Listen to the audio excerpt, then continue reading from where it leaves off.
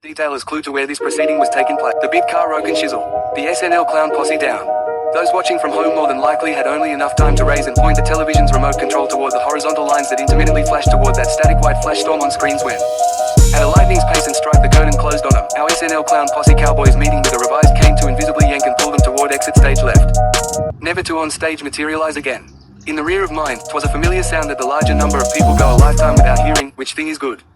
Breaking the barrier of sound several latitudinal feet overhead is maybe sufficient to give us the platform for the explosive all else that occurred, and the vacuum suck element with tons of G-force to add even atop of what exploded, and you have the physics that is reversed implosion successions like those that swallow entire glass panes away from their primary turned into remorseless spears, each unaccountably launching in every which direction with shards piercing through even metal. One of the Ayatollah's chief men sitting at that table was seen by viewers while quickly on a hobbling dash making it over to the room's only window, wondering how, on a dime, a rather pleasant day had just become what the weatherman anchor scarcely called for in what sounded like a thunderstorm. Abruptly overtaking them if only to allow for 5 or 6 seconds after the thundering crash had segued to its bottom draft boom into what feigned to settle it in another exhibition of super sleuth dynamism. In Mach 3 speed that mid-jet blind to the naked eye, apparently to radar too. Dared a sweeping zippering full force throttle while on an invisible rail out there blitzkrieging on the fine line and raises hairline edge. Jojo Dancer, he wasn't watching from home. In Saudi Arabia he was a spectator on the playing field. Matter of fact, once again he was the lead pilot chaser to the Israeli out in front with the former following his fullback through the 5-hole where he unleashed on them. Scarcely wiping out comedians administering relief amid wartime, he knew, but in one terrific strike extinguishing the lives of men, 2 of whom had most wanted lists in offices of anti-terrorism headquarters in several countries. Hostage talk was suddenly passé, an extinct shell of a dinosaur. Given the context and implacable will of men who'd kept them neither as chessboard pawns or as human shields this time when, it seemed that their only intent could in the least bit meet with rationale for the years as these beyond concessions talks many failures had set out to earmark nothing short of a characteristic of savagery. As though to simply gratify a certain bloodlust that should pardon their unequivocating stance.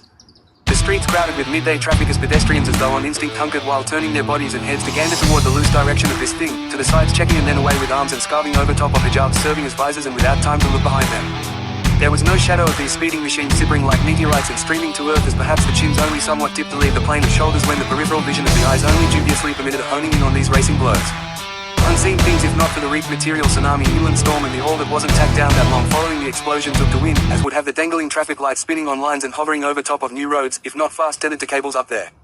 Largely the pedestrians with stopped hearts and forgetting to exhale, they would recall the element's distress only if the mind could put off what had set the same elements on fire. It was only that the pictures and the movie screens had scarcely ever, if ever at all, shown them flying so low and beneath building tops like this as the hemming of bottom tresses of same hijabs leaped into the air to graze headpieces.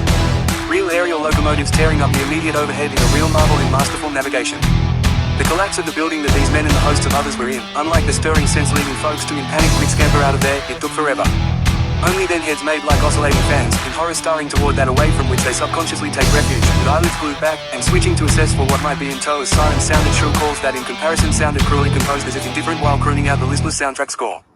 This is not indicative of total Eli James, all right, preserved 2023. Today is June 11, 2025. Have this out to you soon. Mediterranean throwdown and maritime Magog encounter in this story. That's hardcover. SNL skit, they get bombarded. Pre-rapture, audiobook, 70, the time of Jacob's trouble, planet Earth's generation Gog-Mageddon. By Eli James, Vices of the Israeli Civil